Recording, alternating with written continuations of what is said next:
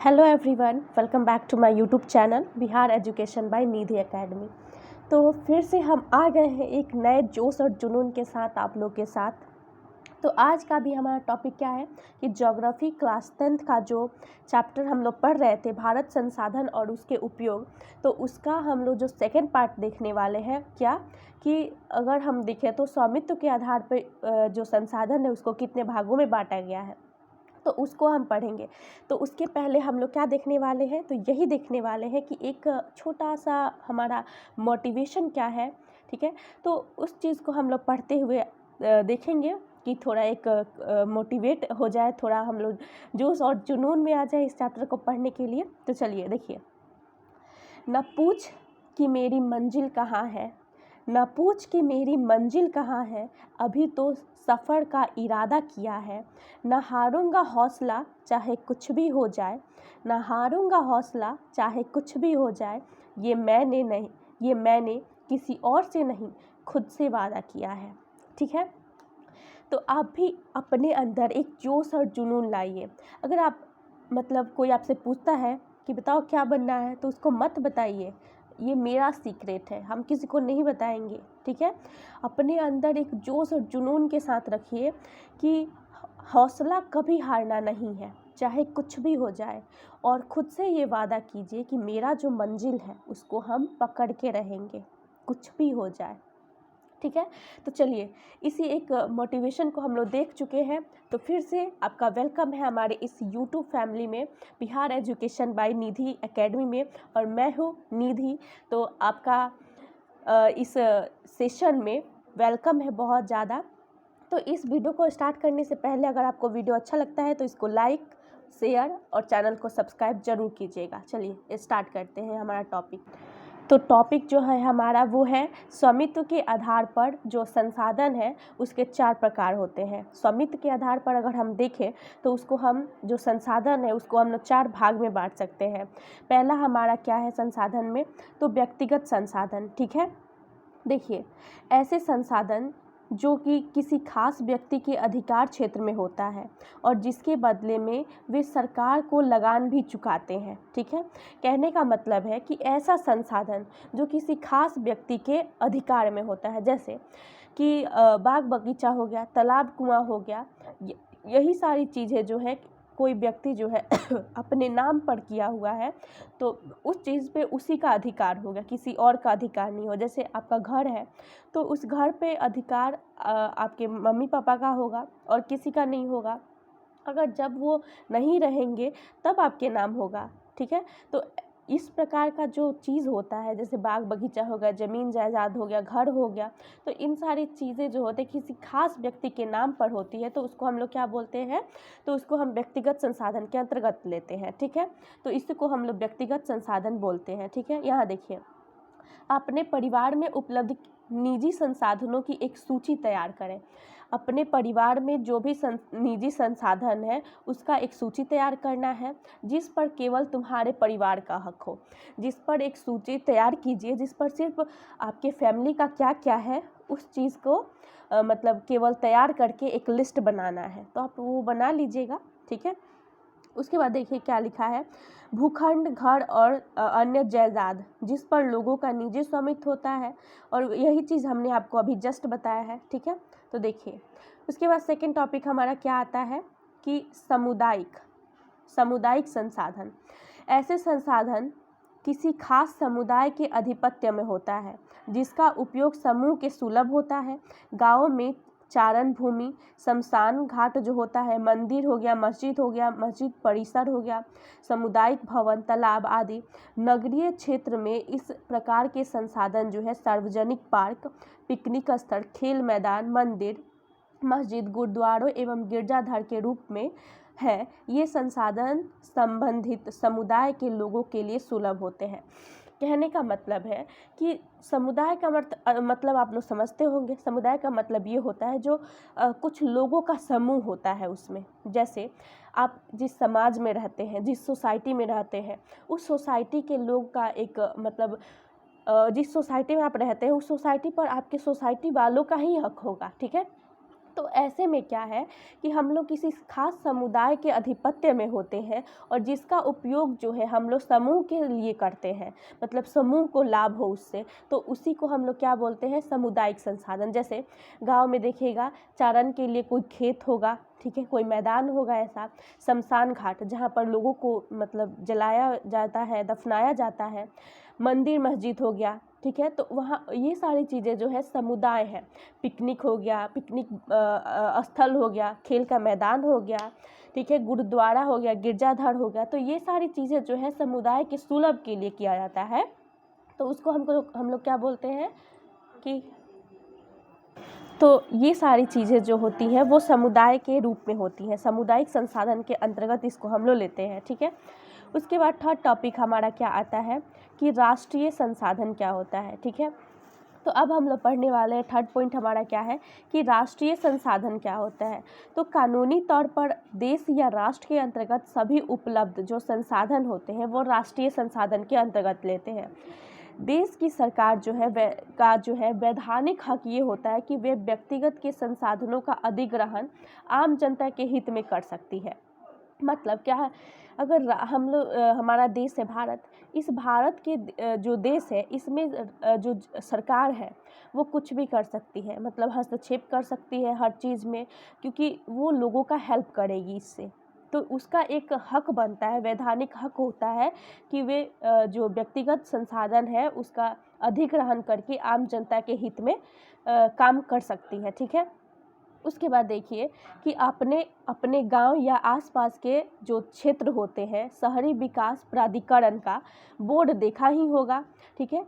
इससे सरकार ने भूमि अधिग्रहित करने हेतु अधिकृत किया गया है। ये भूमि सहित जो है अन्य नगरीय संसाधनों का विकास करते हैं, ठीक है।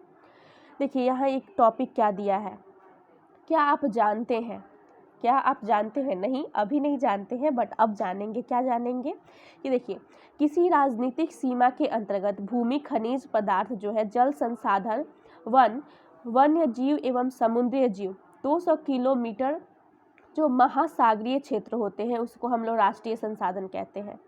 कहने का मतलब है कोई भी राजनीतिक सीमा है, भूमि, जमीन, भूमि जो हो गया और खनिज पदार्थ हो गए, जल संसाधन हो गए, तो समुद्र तल में 200 समुद्र तल में अगर देखा जाए तो 200 किलोमीटर महासागरीय क्षेत्र तक उसको हम लोग क्या बोलते हैं, तो उसको हम लोग राष्ट्रीय संसाधन के अंतर्गत लेते हैं, ठीक है। अब हमारा फोर्थ पॉइंट क्या है कि अंतर्राष्ट्रीय संसाधन, ठीक है। ऐसे संसाधन का नियंत्रण अंतर्राष्ट्रीय संस्था करती है। तट रेखा से 200 किलोमीटर की दूरी को छोड़ करके खुले महासागरीय संसाधनों पर किसी देश का आधिपत्य नहीं होता है। ऐसे संसाधन का उपयोग सिर्फ अनुसंधान हेतु अंतर्राष्ट्रीय संस्थानों की सहमति से राष्ट्र द्वारा किया जाता है, ठीक है। कहने का मतलब है कि जो तट रेखा होती है, हमारे देश की जो तट रेखा है उससे 200 किलोमीटर की दूरी को छोड़ करके जो खुला महासागरीय क्षेत्र होता है किसी भी देश का आधिपत्य नहीं होता है, और ऐसे संसाधन का उपयोग सिर्फ अनुसंधान हेतु अंतर्राष्ट्रीय जो संस्थाएं होती हैं वही करती हैं, ठीक है। कहने का मतलब है कि अंतर्राष्ट्रीय जो संस्थाएं हैं उस चीज़ पे अंतर्राष्ट्रीय संस्थाएं ही काम करेंगे। अगर राष्ट्रीय है तो राष्ट्र करेगा, अगर सामुदायिक है तो समुदाय के लोग करेंगे, अगर व्यक्तिगत है तो वो व्यक्ति ही करेगा। उसके बाद देखिए यहाँ पर भी बोल रहा है कि क्या आप जानते हैं किसी भी देश की तट रेखा से 200 किलोमीटर की दूरी तक की जो क्षेत्र होते हैं उसको हम लोग अपवर्जक आर्थिक क्षेत्र कहते हैं। इसको याद रख लीजिएगा, ठीक है। अपवर्जक आर्थिक क्षेत्र को ये एग्जाम में पूछता है, हम लोग के वक्त पूछा था, ठीक है। तो देखिए अपवर्जक आर्थिक क्षेत्र के बारे में अगर हम देखें तो अपवर्जक आर्थिक क्षेत्र को हम लोग क्या बोलते हैं, कोई भी देश है उसका तट रेखा जो है 200 किलोमीटर की दूरी तक है तो उसको हम लोग अपवर्जक आर्थिक क्षेत्र के बारे में जानते हैं, ठीक है। अब हम लोग पढ़ेंगे कि विकास के स्तर पर भी संसाधन को 4 भागों में बांटा गया है। अगर हम विकास की स्तर को देखें तो उसको हम लोग 4 भागों में बांटते हैं। कौन कौन? पहला हमारा संभावी है, ठीक है। तो इसको हम लोग पढ़ते हैं संभावी के बारे में।